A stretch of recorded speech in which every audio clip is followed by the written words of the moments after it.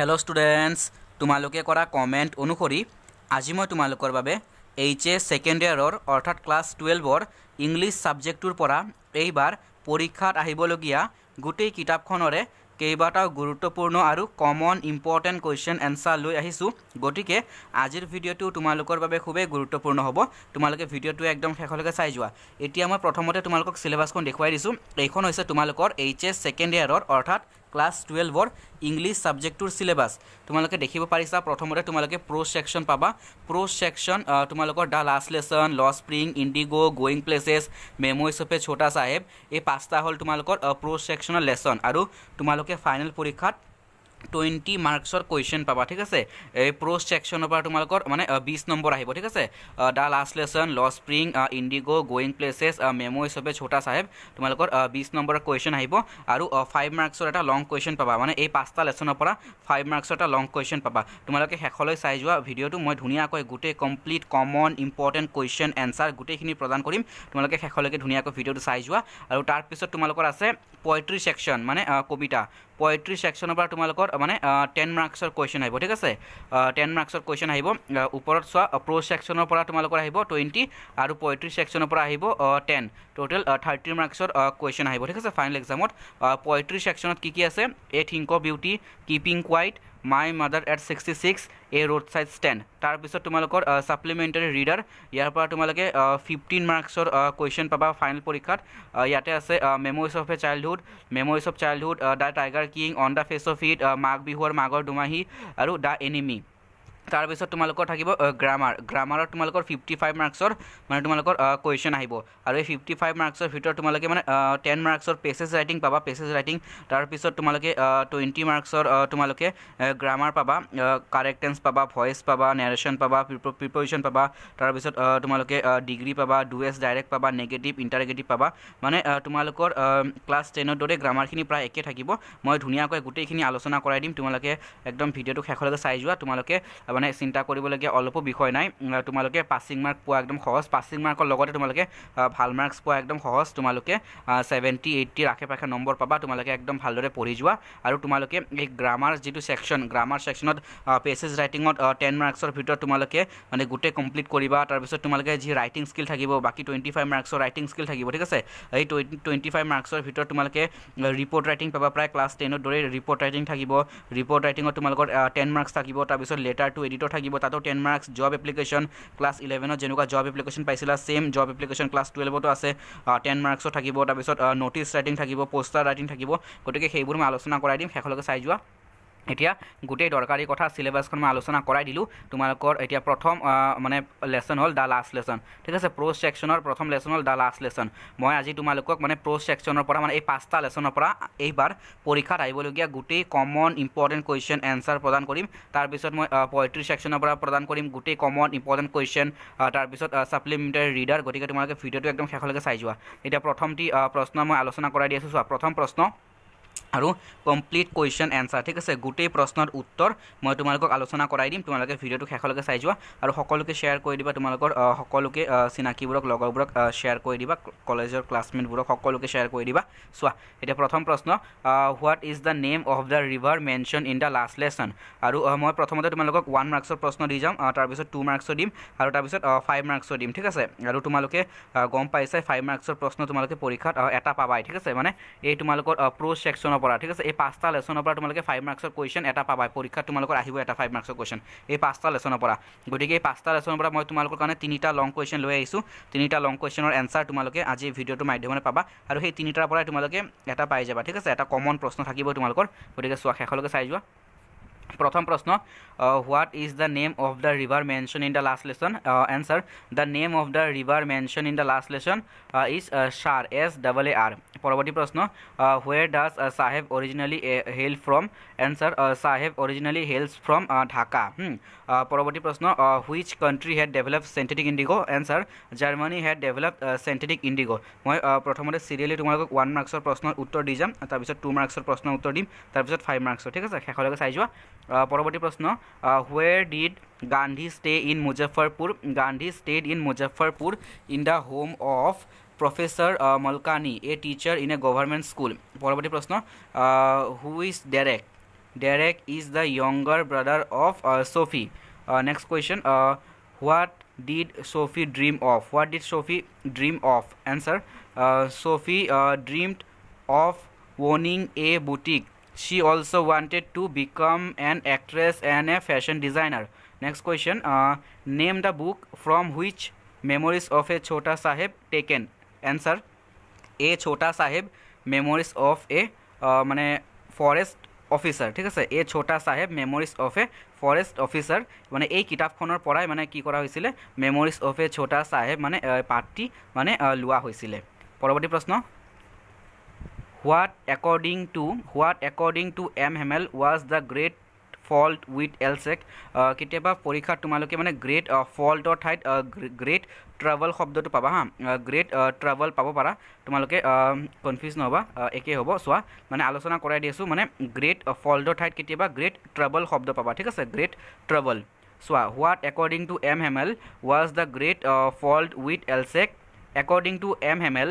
Hamelor mote according to M. Hamel the great fault with Elsek was that the people they are always put off their learning till the next day. Next question how long did M. Hamel teach in his school? How long did M. Hamel teach in his school? M. Hamel taught for 40 years in his school. Next question what did M. Hamel want to give his students before going away? M. Hamel wanted to share all his knowledge and give his students all what he knew before going away. Next question who is the author of Lost Spring? Who is the author of Lost Spring? Answer the author of Lost Spring is Anis Jung. Next question what does Mukesh want to be? Mukesh wants to be a motor mechanic. প্ৰথম প্ৰশ্নটো যে আলোচনা কৰাই দিছোঁ who is the author of Lost Spring এইটো তোমালোকৰ pre ফাইনেলটো আহিছিলে pre final এক্সামত আহিছিলে যে the author of Lost Spring is Anis Jung. Next question what does Mukesh want to be? Mukesh wants to be a motor mechanic. Next question what is Lost Spring about? What is Lost Spring about? Lost Spring is about those children who are unable to enjoy their childhood days. Next question where was the original home of Sahib's family? The originally home of Sahib's family was in Dhaka, Bangladesh. Next question where is Champaran situated? Champaran kot obostito Champaran is situated in the foothills of the Himalayas near Nepal aru yar logote eta important proshno Champaran logote joito hoy ase what is the capital of Champaran etu tumalokor pre final lot aisile the capital of Champaran is Motihari thik ase Motihari monot rakhiba Champaranor rajdhani Motihari poroboti proshno next question what did Shukla want Gandhi to do? Answer Shukla wanted Gandhi to go to Motihari. Next question important question tumalokor pre final aisile what was Gandhi's politics intertwined with? Answer Gandhi's politics was intertwined with the practical day to day problems of the millions. Next question which country had developed synthetic indigo? Germany had developed synthetic indigo. Next question for whom does Sophie ask Danny Casey and autograph? Answer Sophie asks Danny Casey an autograph for her little brother Derek. Next question who is Geoff? Geoff is Sophie's elder brother. Geoff is Sophie's elder brother. Next question which is the only occasion that Sophie gets to see Casey in a person? Yate answer hobo tumalokor only the only occasion that Sophie gets to see Danny Casey in the field when she watches the match every Saturday. The only occasion that Sophie gets to see Danny Casey is in the field when she watches the match every Saturday. Next question important question pre final aisile tumalokor which country does Danny Casey play for? Danny Casey plays for Ireland. Next question who is Derek? Derek is the younger brother of Sophie. Yate khudisile 7 number to so who is Geoff? Geoff is Sophie's elder brother. আৰু Derek হৈছে ছফিৰ younger brother মনত ৰাখিবা Derek is the younger brother of Sophie আৰু Geoff is Sophie's elder brother Geoff is Sophie's elder brother আৰু Derek is the younger brother of Sophie next question তোমালোকে who is Derek and who is Geoff এই দুটাৰ পৰা এটা 1 মাৰ্কছৰ প্ৰশ্ন পাবা important সেইকাৰণে মই কৈ দিলোঁ চোৱা next question who is the Chhota Sahib in the memories of a Chhota Sahib answer John Rowntree is the Chhota Sahib in the memories of a Chhota Sahib next question what position did John Rowntree hold before leaving Shillong a few days after independence answer Before leaving Shillong, John Rontri hold the position of the British senior conservator of Forest of Assam. Next question, এতিয়া আমি 2 মাৰ্কছৰ কুৱেশ্যনলৈ আহিছোঁ চোৱা 2 মাৰ্কছৰ question আৰু answer প্ৰশ্ন আৰু উত্তৰ মই একেলগে দি গৈছোঁ তোমালোকে শেষলৈকে চাই যোৱা চোৱা এতিয়া প্ৰথমটি প্ৰশ্ন আলোচনা কৰাই দিছোঁ প্ৰথম প্ৰশ্ন তাৰপিছত চিৰিয়েলি তোমালোকে মানে গোটেই 2 মাৰ্কছৰ প্ৰশ্ন পাবা একদম শেষলৈকে চাই যোৱা এতিয়া প্ৰথম প্ৰশ্ন চোৱা what are MML's views about the French language এই প্ৰশ্নটো মানে কেতিয়াবা অৰ হিচাপে বেলেগকেও আহে তোমালোকৰ প্ৰি ফাইনেলতো আহিছিলে ইউনিট টেষ্টতো আহিছিলে মই আগতে আলোচনা কৰাই দিছিলোঁ যে হোৱাট ডিড MML সে এবাউট দ্য ফ্ৰেঞ্চ লেংগুৱেজ বা what are MML's views about the French language একে হ'ব এনচাৰ ঠিক আছে তোমালোকে দেখা পাইছাই এনচাৰো দিয়া আছে একেলগে তোমালোকে শেষলৈকে চাই যোৱা তোমালোকে প্ৰশ্ন আৰু উত্তৰ একেলগে লিখি যাবা চোৱা MML opinion that French was the most beautiful language in the world it was the clearest and the most logical language তোমালোকে দেখা পাইছা এনচাৰ তোমালোকক দিয়া আছে প্ৰশ্ন আৰু উত্তৰ একেলগে দিয়া আছে তাৰপিছত নেক্সট কুৱেশ্যন তোমালোকে ধুনীয়াকৈ একেলগে লিখি যাবা চিৰিয়েলি প্ৰশ্ন আৰু উত্তৰ একেলগে লিখি যাবা কমন প্ৰশ্ন একদম তোমালোকৰ এইবোৰৰ ভিতৰতে তোমালোকে প্ৰশ্ন পাবা ঠিক আছে কমপ্লিট কুৱেশ্যন এনচাৰ শেষলৈকে চাই যোৱা next question What was the commotion that France anticipated in the classroom? Answer তোমালোকৰ দিয়া আছে দেখা পাইছা the commotion that France anticipated দেখা পাইছা what was the commotion that France anticipated in the classroom? The commotion that France anticipated was the great bustle that could be heard from the street. ইয়াৰ পৰা তোমালোকে শেষলৈকে লিখিবা একদম wrapping on the table দেখা পাইছা wrapping on the table এই 4 line তোমালোকৰ 2 মাৰ্কছৰ কুৱেশ্যন তাৰপিছত হোৱাই ৱাজ দ্য লেছন তোমালোকৰ এইটো মানে প্ৰিণ্টিং মিছ আছে হোৱাই was the lesson call the last lesson 2015 আহিছিলে 2 মাৰ্কছৰ কুৱেশ্যন হিচাপে ইম্পৰ্টেণ্ট প্ৰশ্ন তাৰপিছত পৰৱৰ্তী প্ৰশ্ন তোমালোকে 2 মাৰ্কছৰ কুৱেশ্যন এনচাৰ একেলগে লিখি যাবা পৰৱৰ্তী প্ৰশ্ন একদম কমন ইম্পৰ্টেণ্ট প্ৰশ্ন what had been put up in the bulletin board pre ফাইনেলত আহিছিলে 2017 আহিছিলে তাৰপিছত 2019 আহিছিলে দুবাৰ আহিছিলে প্ৰশ্নটো ইম্পৰ্টেণ্ট প্ৰশ্ন পৰৱৰ্তী প্ৰশ্ন what was Franz expected to be prepared with for school that day দেখা পাইছা তোমালোকে ফ্ৰান্স ৱাজ এক্সপেক্টেড এনচাৰ দিয়া আছে একেলগে Franz was expected to be prepared with lessons on participles that day as MML had said that he question তেওঁ মানে question সুধিব তেওঁ প্ৰশ্ন সুধিব পাৰ্টিচিপলৰ ওপৰত that he questions them on participles next question why did এইবোৰ গোটেই মানে চিৰিয়েলি গোটেই 2 মাৰ্কছৰ কুৱেশ্যন 5টা লেচনৰ পৰা গোটেই 2 মাৰ্কছৰ কুৱেশ্যন একেলগে দি গৈ আছোঁ শেষলৈকে চাই যোৱা why did MML not blame Franz alone for his inability to learn 2 মাৰ্কছৰ কুৱেশ্যন শেষলৈকে তোমালোকে চাই যোৱা MML did not blame Franz alone for his inability to learn he blamed the parents দেখা পাইছা তোমালোকে he blamed the parents who তাৰ পৰা একেলগে লিখিবা শেষলৈকে wanted to go' for fishing ইয়ালৈকে লিখিবা ৱান্টেড টু গ' ফৰ